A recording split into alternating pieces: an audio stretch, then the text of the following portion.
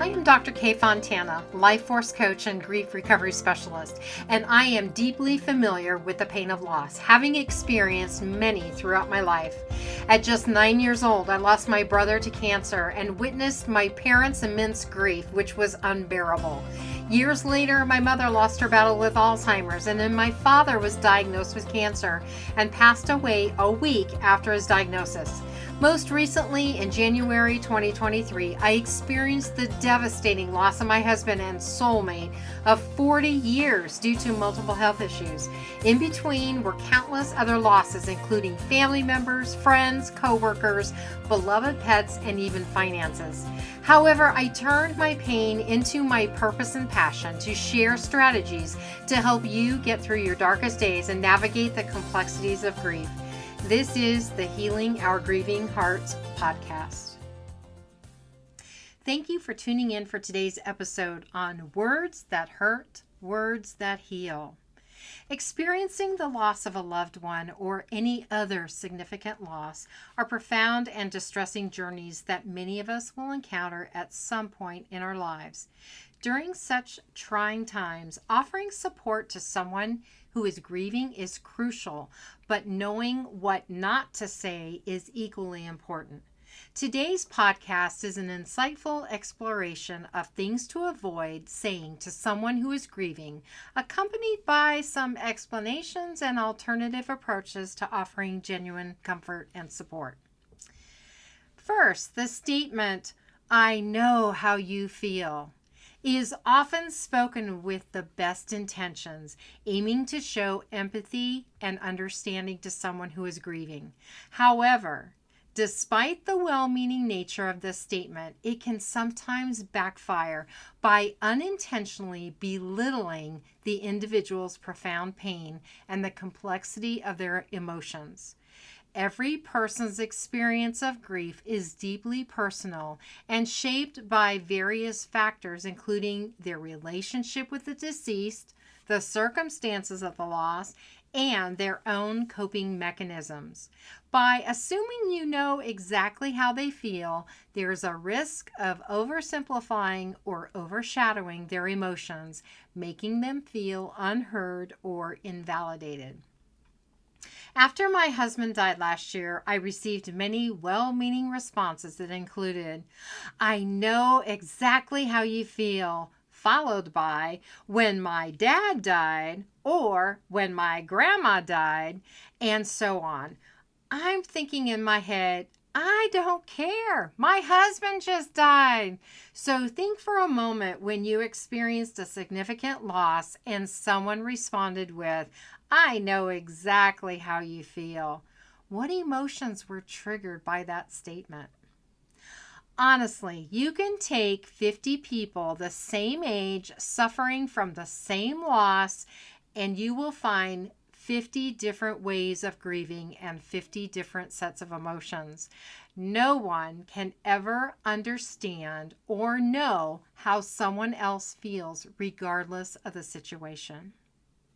A more effective and supportive approach involves acknowledging the uniqueness of their grief and creating a space for them to express their feelings openly.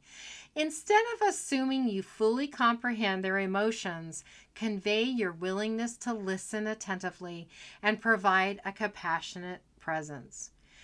Validating their feelings without interjecting your own experiences allows them to feel truly seen and understood in their pain. By focusing on their narrative and emotions rather than redirecting the conversation to your own encounters with grief, you demonstrate a genuine commitment to supporting and comforting them through their grieving process. And remember, it's not about you. The next statement is, "It's time to move on." This can inadvertently cause more harm than good. As I've mentioned before and will continue to state, grief is a deeply personal and individual experience, and each individual navigates it in their own way and time, influenced by various factors such as the nature of the loss and how they approach the grieving process. By suggesting that it is time to move on, there is a risk of making the grieving person feel guilty for still being in the process of grieving or rushing their healing journey. Grief does not adhere to a strict timeline or schedule. It is a complex and nonlinear process that unfolds differently for every single person. Encouraging someone to move on may invalidate their feelings and prevent them from fully processing their emotions. It's essential to recognize that healing from loss does take time and cannot be rushed or dictated by external expectations. Rather than imposing expectations or timelines on the grieving individual, it is far more beneficial to offer unwavering support and understanding. Show empathy and compassion by being present for them, listening to their thoughts and feelings, and providing a safe space for them to express their emotions freely. Offer reassurance that there is no right or wrong way to grieve and that it is okay to take the time they need to heal. I have a very diverse circle of friends and family who have experienced the loss of their spouses and navigated through the emotional turmoil of grief. It's evident from our experiences that each of us has processed our grief in distinct ways and across varying durations. The grieving journey is a path that is as diverse as our own lives and is influenced by a multitude of factors. Therefore, it would be unjust to enforce a fixed timeline for grieving upon another individual. Instead, it's essential to honor and respect each person's grieving process, allowing them the freedom and space to mourn in their own way and in their own pace. Next is the expression, "everything happens for a reason," is often used with good intentions to offer comfort and make sense of difficult situations, whether they are grieving a person or another significant loss. However, when said to someone who is grieving, this well-meaning phrase can inadvertently feel dismissive and even invalidating, particularly when the individual is dealing with a profound loss. Attributing a person's pain or loss to a higher purpose can imply a sense of predetermined fate or destiny, which may not align with the grieving person's beliefs or emotions at that moment. It can create a sense of dismissal of the very real and raw grief, making them feel unheard or misunderstood in their suffering. During times of bereavement, when many individuals are seeking acknowledgement, empathy, and non-judgmental space to express their feelings without pressure to find meaning or silver linings in their loss, hearing "everything happens for a reason" may unintentionally shift the focus away from their emotions and towards finding a rationale for their pain, which can hinder their grieving process and emotional healing.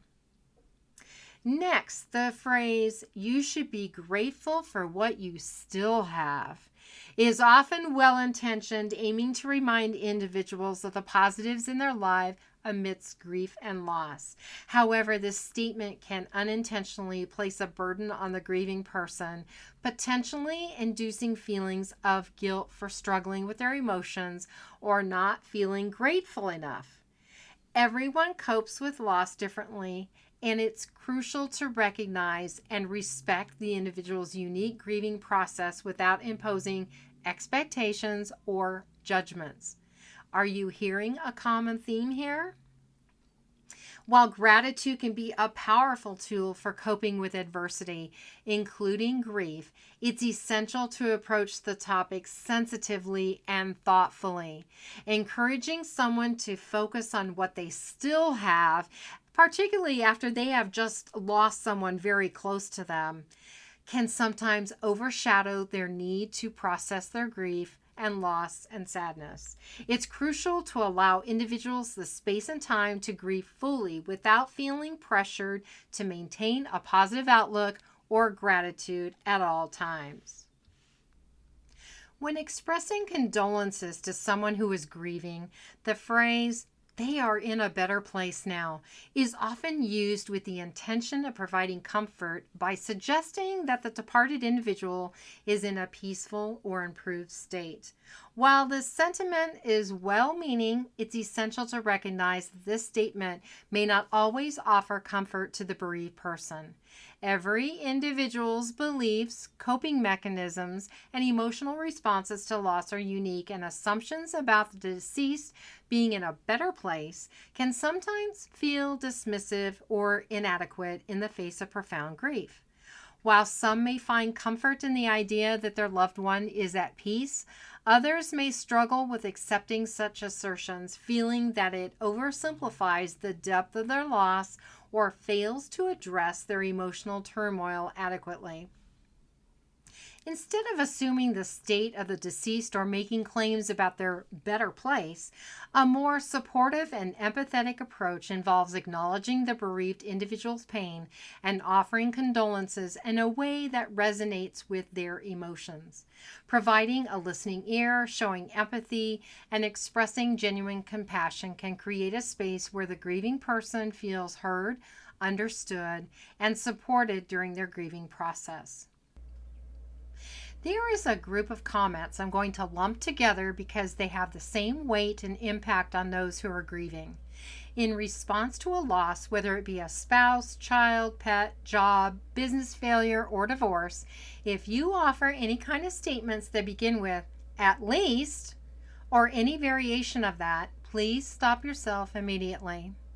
I have often heard and read of grieving individuals receiving well-intended comments such as, "At least you're young enough to have more children," or "At least you still have time to find someone else," or "At least you can go out and get another dog," or "At least you're still able to start a new business."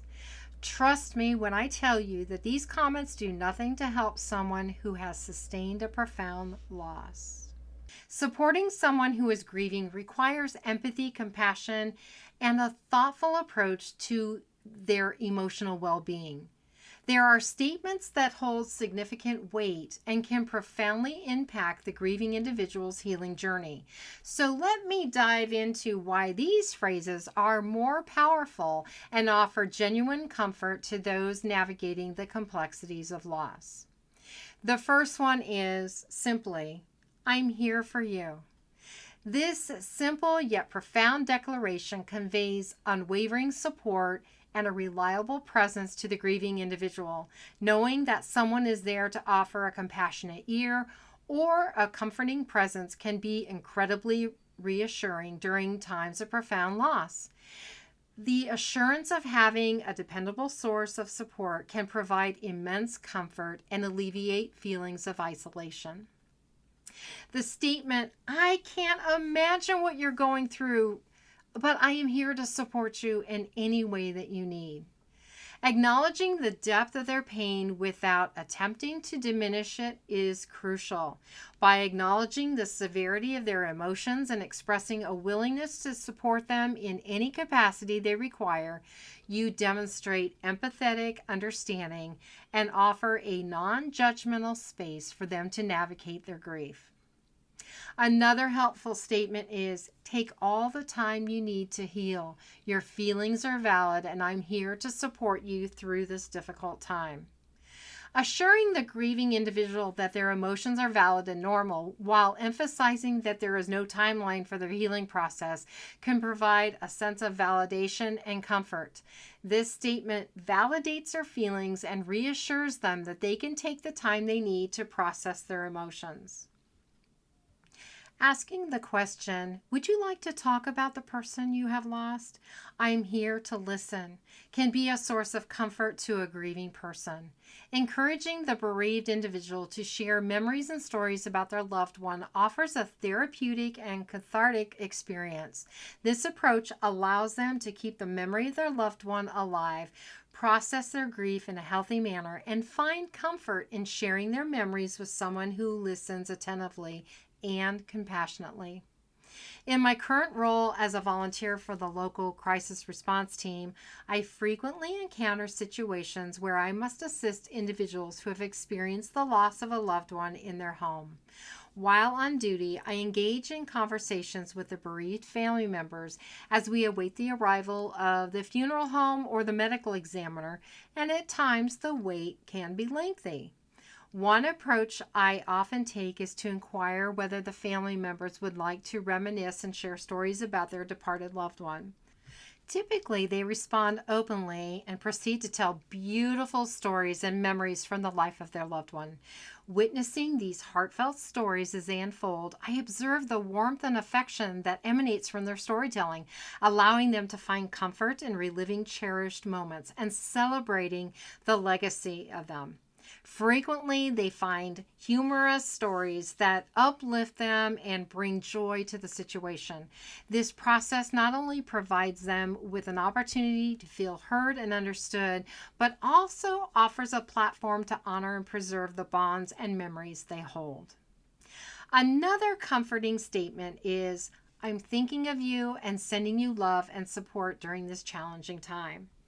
Sending messages of care and love serves as a gentle reminder to the grieving individual that they are not alone in their pain. Knowing that others are holding them in their thoughts provides comfort and a sense of connection and reassurance during their time of need. Now, I will often use this statement or a variation of it on social media when I learn that someone I know has experienced a loss.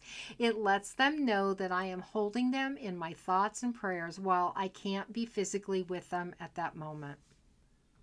In addition to letting them know that you are supporting them, saying, "I am so sorry for your loss," is an opening to that door of supportive conversation. Acknowledging the profound sadness of their loss without attempting to offer unnecessary explanations conveys genuine care and compassion. This simple expression of sympathy and condolences communicates heartfelt empathy and compassion, acknowledging the depth of their grief while offering unwavering support. In moments of profound loss and grief, there are instances where words can feel inadequate, and silence may seem more comforting than any attempt at verbal comfort. It is during these emotional charged times that language falls short, incapable of capturing the depth of sorrow and pain that accompanies the loss of a loved one. In the face of such heart-wrenching circumstances, the absence of words can sometimes convey empathy and compassion more powerfully than any well-intentioned phrases. In these moments of sheer emotional vulnerability, the mere act of being present, offering a listening ear, and providing a supportive presence can speak volumes, offering a sense of understanding to those grieving.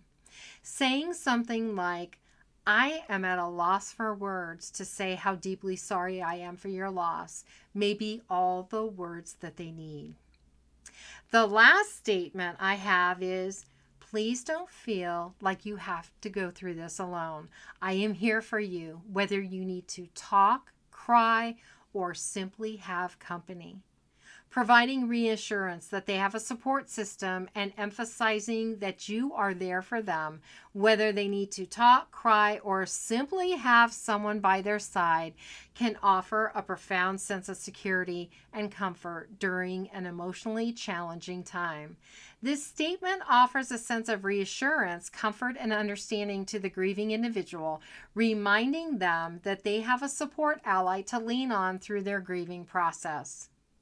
In conclusion, when supporting someone who is grieving, it's essential to listen attentively, respond with compassion, and offer your presence and kindness unconditionally. Grief is deeply personal, and your willingness to validate their feelings, offer comfort, and be a pillar of support can make a significant impact on their healing journey.